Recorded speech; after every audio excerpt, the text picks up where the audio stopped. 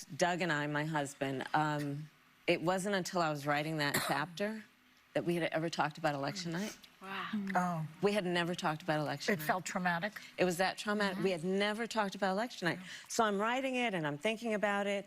And, you know, and there were a number of people who I could kind of like, what was your, you know, like the different perspectives of a moment. And that's when Doug told me that he had been out campaigning with my brother-in-law in Pennsylvania, and we met back up in D.C. And I remember him being a little out of sorts, but there was so much happening. But on his way back from a rally where there was an incredible amount of enthusiasm, people on the ground were like, we got it, we're going to do this. And then they talked with a mutual friend of ours who was over at Fox News in the war room, who had been hearing about data that suggested things were not looking great in Pennsylvania.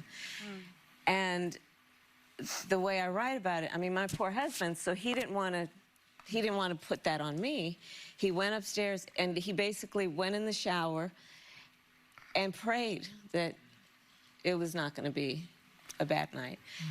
And it was, you know, my family was there, everybody was there. I've always on election night done family and friends and dinner. But that night, I grieved in a way that I have not since my mother died. Wow.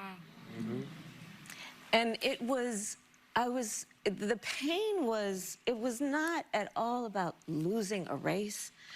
I knew what it was going to mean for the country. I was going to say for the family. And that's how I felt, for the country.